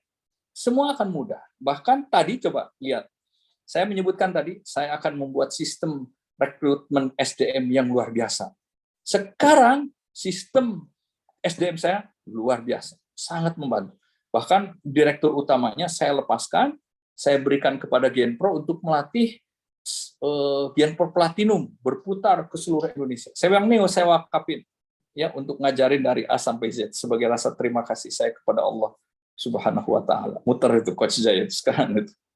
Luar biasa. Kenapa? Dimulai dari kata-kata besar. Jangan kecil-kecil. Next. Ya, tadi sampaikan memberikan harga yang mahal pada diri sendiri. Jangan kasih harga murah ya. Jangan kalah sama kucing. Dia ngaca, yang nampak adalah singa. Tuh keren itu. Gitu. Jangan kita singa, pas ngelihat tikus muka kita di kaca. Itu yang repot. Ya, kita ini orang diciptakan oleh Allah, hebat. Ya, nah, ini penting. Baik, waktunya karena tidak memungkinkan Pak untuk dilanjutkan. Ya, saya pikir ada pertanyaan 1-2 buat Ibu sekalian. Terima kasih. Assalamualaikum warahmatullahi wabarakatuh. Ini masih banyak slide-nya, ada beberapa lagi. Baik, silakan. Masya Allah ya, cukup membakar semangat kita. Mudah-mudahan ini Bapak Ibu datang dari berbagai tempat, ada yang dari Sukabumi, ada yang dari Kalimantan, dan beberapa tempat lainnya. Ini bukan Rio ini? Iya, tapi pesertanya dari mana-mana, Ustaz. Bocor ini. Masya Allah, alhamdulillah ya. Bocor ini. 167, 166. Masya Allah. Apa tuh? Bumi ada dari Jogja, ada dari Bandung, Masya Allah. Baik, sebentar, saya akan ini ya. Jadi untuk pertanyaan saya sudah rangkum beberapa pertanyaan, Ustadz, dari kolom chat. Langsung 4 pertanyaan saya ajukan atau satu-satu, Ustadz? Boleh. Mungkin ada irisannya nanti ya, Ustadz ya. Ya.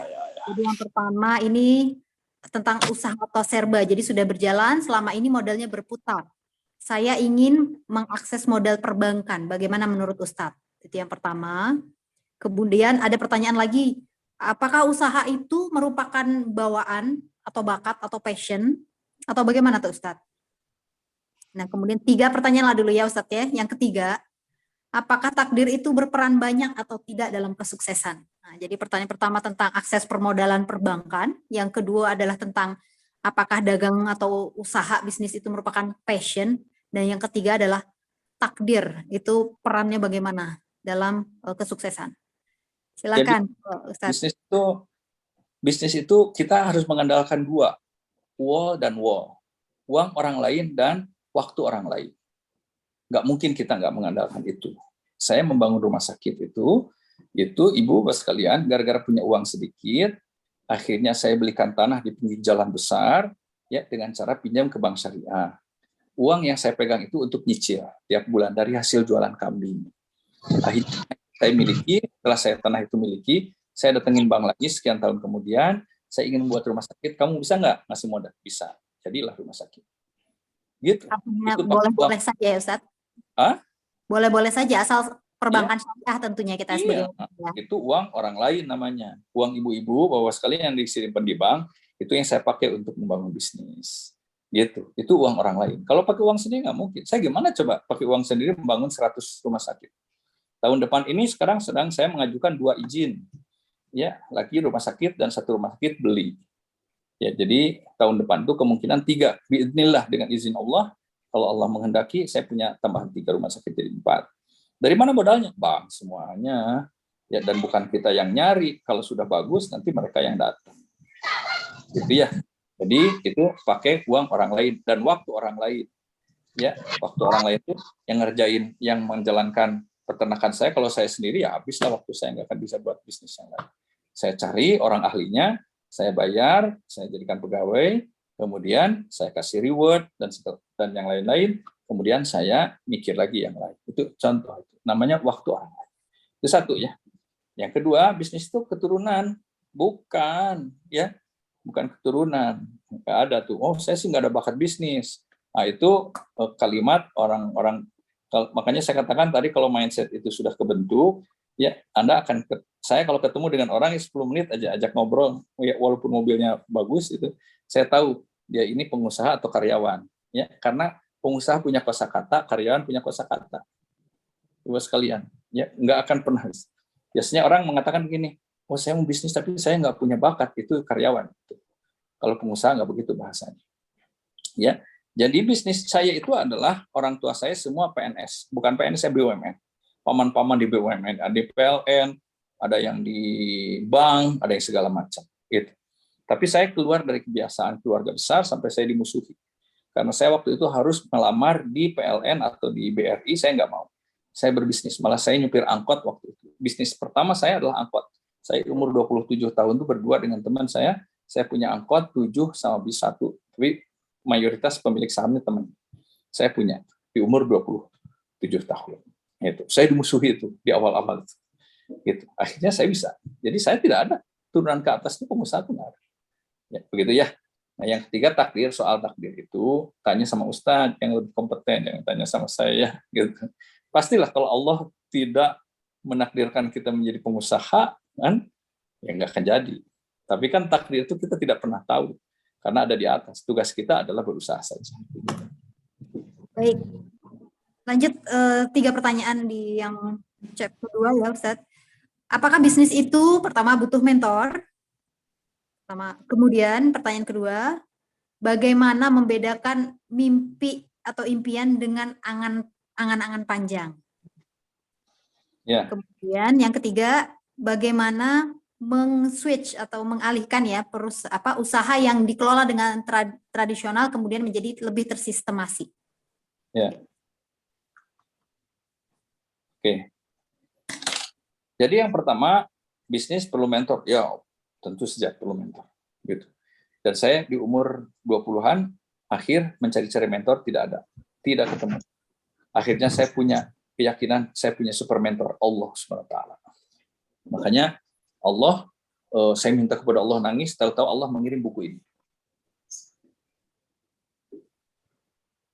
Nah, buku ini. Ini buku kalau harganya 50 juta saya beli. Untungnya cuman ya waktu itu 45.000, sekarang 55.000 buku ini. Nggak perlu Anda baca tamat, ya bukan maksudnya nggak perlu, cuma jangan orientasi tamat bacanya. Orientasinya adalah semua isi buku ini ada di kepala Anda. Insya Allah jadi pengusaha. Yang kedua ini, ya property cash machine. Jadi Allah tunjukkan aja. Kadang-kadang yang nunjukin buku ini pada nggak baca. Lucunya itu. Abu ada buku bagus nih, kayaknya buat Abu bagus nih. Kasih dia yang nggak baca gitu. Saya baca. Itu cara Allah gitu. Nah sekarang kalau mau dapat ilmu, wah di YouTube banyak Bu. Wah, makanya saya bilang kalau zaman saya membentuk mindset itu butuh 5 tahun. Kalau sekarang setahun jadi, insya Allah lebih cepat jadi pengusaha. Aksesnya lebih gampang, gitu ya. Yang kedua, apa mimpi? Bedanya mimpi dengan angan-angan.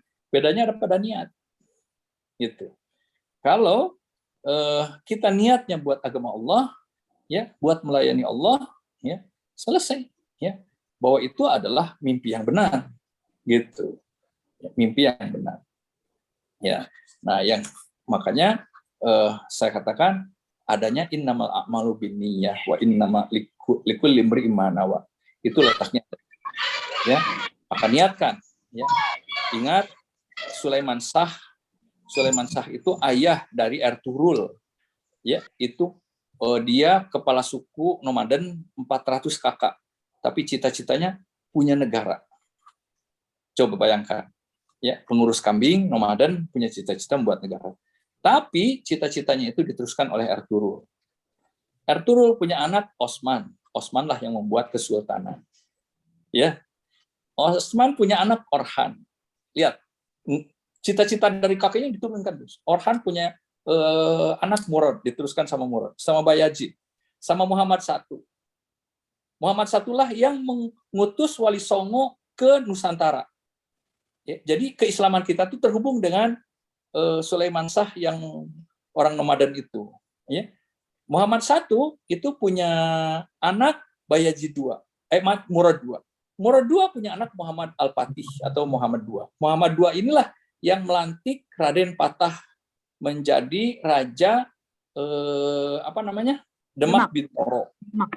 Ya, Raja Demak Bintoro. Jadi Raden Patah itu dilantik oleh Muhammad Al-Fatih loh, jangan main-main. Muhammad Al-Fatih punya anak Bayazid II, Bayazid II punya anak Salim I. Salim I-lah yang kemudian mengubah kesultanan menjadi kekhilafahan waktu itu. Ya, terus sampai ke kita. Ya, bahkan seperti saya katakan, ya, itu kerajaan di sana itu sudah ada di Aceh. Jadi saya melihat itu bukan angan-angan menurut saya. Ya, Sulaiman Shah itu yang saya pikir Anda harus nonton filmnya Ertugrul. Itu ada panjang sekali, bagus sekali filmnya itu ya. Terus itu ya. Ya. Gimana yang ketiga, mengalihkan bisnis yang tradisional ke cara tradisional kemudian menjadi lebih tersistemasi. Ya. Itu gimana Ya. Ustaz? Caranya? Nah, itu saya dulu ingat tahun 2000 berapa ya? Judul saya dalam raker besar perusahaan saya itu adalah transformasi dari tradisional from traditional corporate to professional corporate. Ya, itu tadi ya. Anda harus dari mana saya sampai sekarang nih, saya umur 37 tahun tidak perlu lagi ke kantor. Jadi beda ya, harus ke kantor dengan tidak ke kantor. Apa? Harus ke kantor dengan ingin ke kantor. Kalau saya umur 37 tahun sudah tidak perlu lagi ngontor perusahaan. Itu sudah kayak begitu. Jadi saya sekarang ini ke kantor udah nggak pernah, kecuali hari Senin aja 3 jam untuk tahu perkembangan, setelah itu pulang. Gitu. Yaitu dirubah. Nah, caranya bagaimana? Itu ada buku. Ini buku pertama, ada di buku ketiga. Judulnya Guide to Investing. Guide to Investing. Beli aja. Nanti ada satu bab judulnya segitiga BI, segitiga bisnis investasi. Saya suka mengajarkan ini. Ya, ada 8 item yang membuat Anda bisnis usaha Anda dari dagang berubah menjadi bisnis. Ada 8 item. Ya, itu lengkap semuanya di situ. Saya hafal satu-satunya. Ya, karena di kantor saya semua ada divisi khusus yang ke-8 ini. Ya, itu Guide to Investing. Oke. Itu cukup. Baik, apakah di sana sudah azan asar, Ustadz, di Bandung? Kayaknya belum ya, kayaknya jam 3 ini. Sebentar lagi. Oke. Berarti masih bisa 3 pertanyaan lagi ya. Ya, 3 pertanyaan. Teman-teman. Yang pertama, bagaimana mempercepat bisnis agar lebih besar? Wah, ini pengen cepat ya. Kemudian yang kedua, bagaimana menjaga konsistensi untuk menumbuhkan bisnis? Kemudian yang ketiga, bagaimana Ustadz, Rasulullah itu mencetak para pengusaha? Ya. Jadi, apa tadi pertanyaan pertama? Pertama, bagaimana mempercepat bisnis agar lebih besar? Nah, Ya. yang kedua, bagaimana? Ya, yang pertama dulu ya. Pertama, oke. Bagaimana caranya? Ya, jadi caranya adalah libatkan langit masuk ke dalam bisnis kita. Itu aja, sederhana. Oleh karena itu, pengusaha itu harus soleh sekali, menghindari kemaksiatan sekecil apapun. Ya, wirid-wiridnya harus banyak. Ya, nanti Anda boleh buka di YouTube judulnya IGTV 90. Ya, perang Khalid bin Walid tentang perang Yarmuk. Bagaimana Rasulullah punya pasukan 3.000 orang melawan Heraklius, pasukan Romawi 200.000 orang, menang. Nggak bisa lah, mau pakai akal otak kayak gimana, putar-putar nggak bisa. Tapi menang. Gitu. Jadi apa faktornya? Jangan mengandalkan otak dan otot kita. Otak dan otot kita nggak akan kuat. Oleh karena itu, niat Anda, niat saya, niat kita semuanya, itu sangat menentukan apakah dari langit turun atau tidak ikut campur tangannya. Itu aja. Seperti Rasulullah 3.000 melawan 200.000 dalam perang Mu'tah, bukan Yarmuk, maaf. Dalam perang Mu'tah, itu bisa menang. Sampai ada dosen, Ibu Bapak sekali buka ya, di YouTube, Al Jazeera, judulnya Crusade and Arab Perspective. Perang salib dalam perspektif orang Arab. Buka deh. Itu dosen-dosen non-muslim juga cerita. Itu kayak orang Eskimo katanya ngelawan Amerika Serikat. Yang mau diputar-putar juga akan menang lah Eskimo melawan Amerika. Tapi kenyataannya menang. Gitu. Kata mereka. Itulah Muhammad katanya gitu. Itu non-muslim yang ngomong. Jadi satu ya libatkan. Makanya jangan sekali-kali berbisnis untuk memperkaya diri. Berbisnislah untuk menjadi pelayan Allah. Ya, kita harus menjadi pelayan Allah yang benar. Nanti Allah kasih benar. Ya, Allah kasih, Allah mudahkan. Gitu. Dan Allah berkahi. Itu yang pertama. Yang kedua, bagaimana menjaga konsistensi untuk menumbuhkan bisnis kita? Ya, seperti saya katakan itu ada pada niat kita. Ya, kalau saya sudah milih, nggak mau saya jadi wali kota, gubernur, jadi menteri, enggak. Saya lobby itu untuk tidak jadi gubernur, tidak jadi wali kota, dan tidak jadi menteri. Lobby saya itu seperti itu. Kenapa? Karena saya sudah mau berjanji bahwa keahlian saya itu di bidang ini, maka saya akan berjuang melayani Allah dengan bidang saya, konsisten. Saya tidak, alhamdulillah sampai hari ini akhirnya adik-adik angkatan yang sudah jadi gubernur, sudah jadi wali kota, jadi bupati, itu banyak adik angkatan itu, ya, di beberapa kota itu. Ya, kalau saya nggak mau, saya mau bisnis ini karena saya ahli di sini dan sangat sedikit orang mau mengerjakan dunia usaha. Gitu ya. Itu kembali lagi pada niat. Oke. Baik, yang terakhir tuh Ustadz, bagaimana Rasulullah itu mencetak ya? Jadi coachingnya Rasulullah itu seperti apa sih kok sampai 9 dari sahabat yang dijamin masuk surga dari yang 10 itu pengusaha semuanya dengan aset yang triliunan bahkan. Ya kan Rasulullahnya sendiri pedagang ya. Jadi bukan Rasulullah mencetak pengusaha. Iklim waktu itu tuh tidak ada orang bekerja ya, tapi orang berbisnis rata-rata. Nah, Rasulullah SAW memang menjadi pegawai di Khadijah, ya, tapi kepegawaian bisnisnya juga ada karena nggak ada cara lain, ya.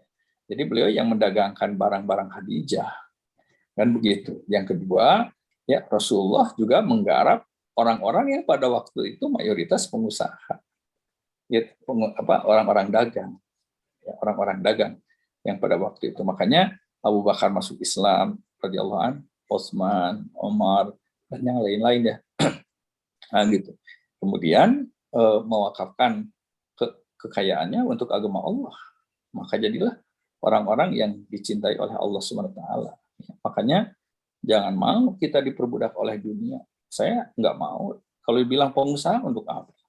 Dibilang pengusaha, ya nggak ada untungnya. Tapi kalau kita dibilang kita ini adalah pelayan Allah, oh itu kehormatan. Kalau Allah ngasih gelar kepada kita adalah pelayan Allah, ya, dengan pekerjaan kita ini kita bisa membela agama Allah supaya menjadi mulia, gitu. Dan soal kaya sih soal ikutan aja, gitu. Soal ikutan. Makanya jangan sekali-kali kita berbisnis hanya untuk mencari uang, ya. Hina sekali orang yang seperti itu. Dia mengejar-ngejar, waktunya dihabiskan sampai tidak tidur karena untuk mengumpulkan uang-uang yang tak seberapa. Krangting, cering gitu. Ih, ngapain gitu. Tapi kalau kita buat agama Allah, lain ceritanya. Semangat, gitu kan. Ya, nanti kita kebagian kaya, ya mau apa? Nggak ada masalah. Gitu. Ya, makanya saya katakan, ya tidak ada cara lain, ya sahabat Rasulullah dan para pengikutnya sampai ke Utsman bin Affan, ke Turki Utsmani, coba lihat. Mereka rata-rata sufi loh, ya, sufi. Siapa Muhammad Al-Fatih itu ketika menaklukkan Konstantinopel umurnya 22 tahun. Ketika sudah menaklukkan datang ke murabinya, namanya Aksyamsuddin. Syekh, saya mau mengundurkan diri katanya, ya dari raja, dari Sultan Turki. Apakah engkau mengizinkan? Senyum aja Aksyamsuddin. Kata Aksyamsuddin, anakku, aku tahu apa yang kau inginkan. Engkau ingin masuk ke dalam lautan munajat yang indah, yang dengannya hilang semua kenikmatan kerajaan. Tapi kamu harus tahu ya, katanya, Islam dan kaum muslimin membutuhkan kamu duduk di kursi itu, bukan di kamar-kamar munajat. Ya, gitu. Ya, akhirnya Muhammad Al-Fatih ya meneruskan dan meninggalnya juga lagi menyerang Kepulauan Rhodes, Beliau meninggal di tenda. Ya, di tenda peperangan. Masya Allah. Ya, seperti itu. Baik, terima kasih. Ya, cukup ya, Abu. Masya Allah, banjir pertanyaan hari ini panitia, tapi mohon maaf, tidak semua pertanyaan Bapak Ibu bisa kami tampung dan kami jawab karena terbatasnya waktu kita. Mungkin ada pesan singkat, Abu, untuk menutup sesi ini. Silahkan. Iya, semangat aja kita berbisnis. Ya, Allah SWT. Jangan diniatkan karena kita ingin menjadi pengusaha, ingin kaya, jangan. Insya Allah dengan seperti itu Allah akan membantu langit, kerajaan atau tentara langit akan turun dalam bisnis-bisnis kita, insya Allah. Insya Allah. Baik, syukran jazakallah khairan katsir pada Abu Syauqi yang sudah menyempatkan untuk sharing di sesi kali ini. Kami ucapkan jazakallah khair, Abu. Mungkin saya ingin simpulkan sedikit beberapa poin ya yang perlu kita benahi atau perlu kita asah terus. Yang pertama adalah mindset, Jadi bagaimana kita mempunyai mindset yang tepat ketika menjadi pengusaha atau akan menjadi pengusaha. Jadi bukan sekedar mau cari kaya. Yang kemudian perlu belajar untuk memvisualisasikan dan mengafirmasikan. Kemudian memiliki big dream atau mimpi besar, jadi berpikir dan bermimpi besar. Jadi walaupun teman-teman nih sekarang mungkin usahanya masih skala UMKM, jangan pernah bilang perjuang receh lagi ya itu. Jadi kita bukan pejuang receh. Kemudian memberikan harga yang pantas untuk titik. Hati-hati tuh, nggak boleh bilang pejuang receh. Betul, ya suka ada tuh kami pejuang receh. Kan sayang ya, Ustaz. Nanti receh terus itu. Nanti receh terus, padahal kita kan Boleh. kontribusi yang lebih besar pada umat. Baik Ustaz, kami mewakili panitia mengucapkan jazakumullah khairan kasir pada Ustaz. Salam buat Umi dan anak mantu cucu. Insya Allah. Terima kasih. Saya duluan ya. Terima kasih buat semuanya. Assalamualaikum warahmatullahi wabarakatuh. Salam. Makasih Abu.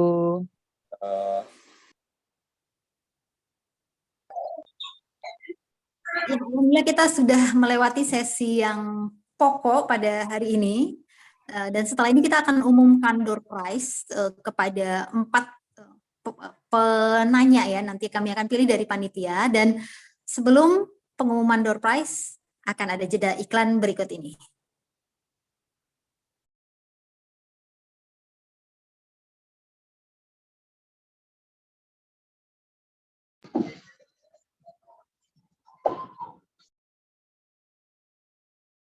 Wabarakatuh. House Catering adalah usaha cateringan yang beralamatkan di Jalan Asparaga 1, nomor 03, Sri Meranti, Rumbai. Firdaus Catering siap mensukseskan acara pernikahan, acara khitanan, dan acara syukuran lainnya dengan bumbu yang khas dan rasa berkualitas. Firdaus Catering, sajian yang pas.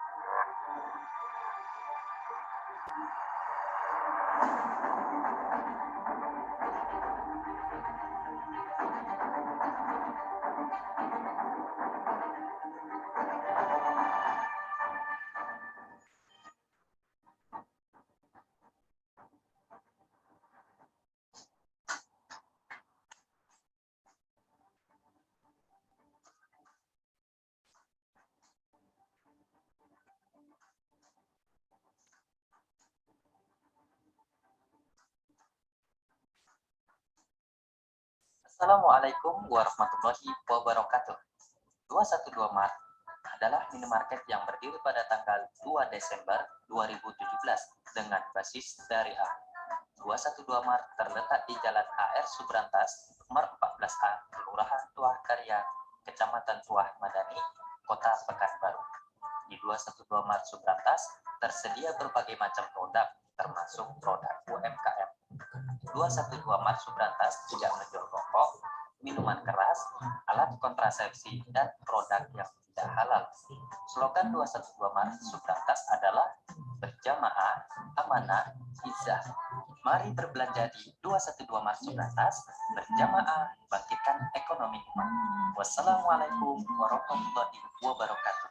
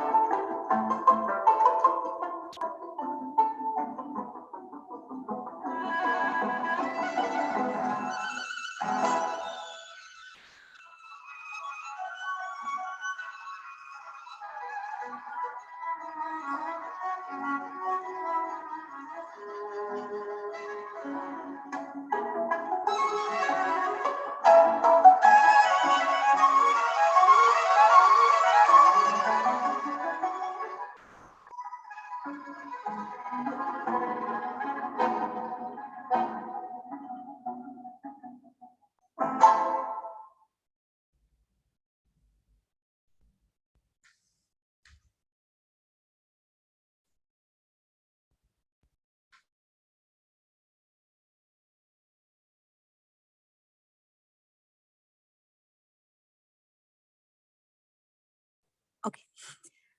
Mohon maaf, saya ulangi ya, kita masuk ke sesi door prize, di mana ada 4 orang yang kami pilih untuk mendapatkan door prize dari panitia. Jadi silahkan nanti namanya yang saya sebutkan menghubungi Ibu Emi. Ibu Emi Siswati selaku panitia kita. Yang pertama, ada Bapak Elvizon dari Duri. Yang kedua, ada Ibu Nur Hasnah Ulfanisa.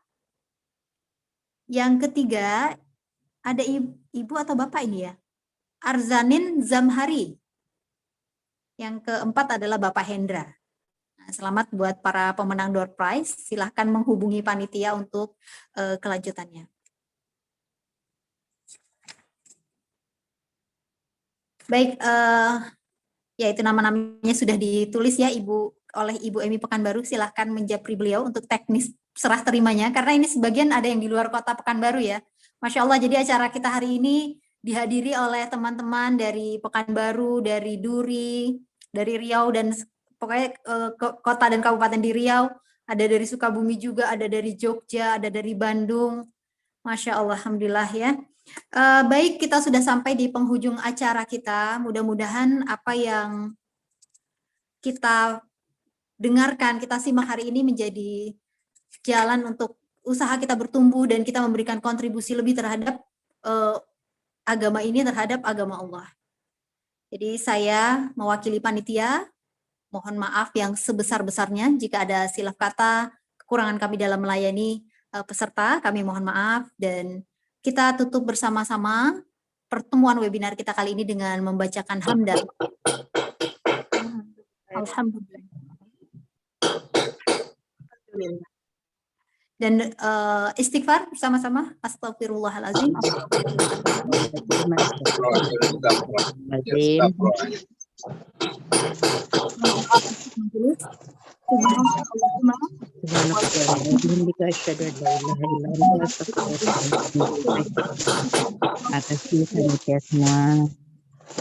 Belum kemangi buat lalapan.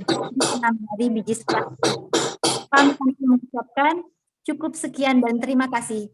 Akhirul kalam, wabillahi taufiq wal hidayah. Wassalamualaikum warahmatullahi wabarakatuh. Waalaikumsalam warahmatullahi wabarakatuh.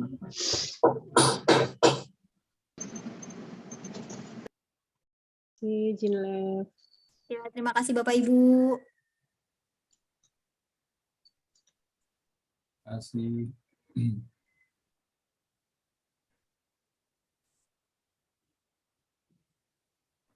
Untuk panitia mungkin jangan live dulu ya, Bu Yun. Baik, oke. Siap Ibu MC dan moderator. Masya Allah. Dingin tangannya. Luar biasa. Luar biasa. Luar biasa agendanya. Masya Allah. Lo tahu orang itu yang 3 malam tuh? Ya, aku juga 3 malam, Kak. Aku malam kayak Kak Dewi, gimana perasaannya Kak? Izin ibu-ibu live ya. Oh, iya, Ya, Ibu. jazakillah khair Bu Yani. Iya, sih. Ada recordnya kah? Ada ya, insya Allah ya, Bu ya. Ada. Di record. Recordnya masih hidup kayaknya. Izin ya ibu-ibu, mohon live. Iya Bu. Ya. Terima kasih Bu. Zen ditutup aja record.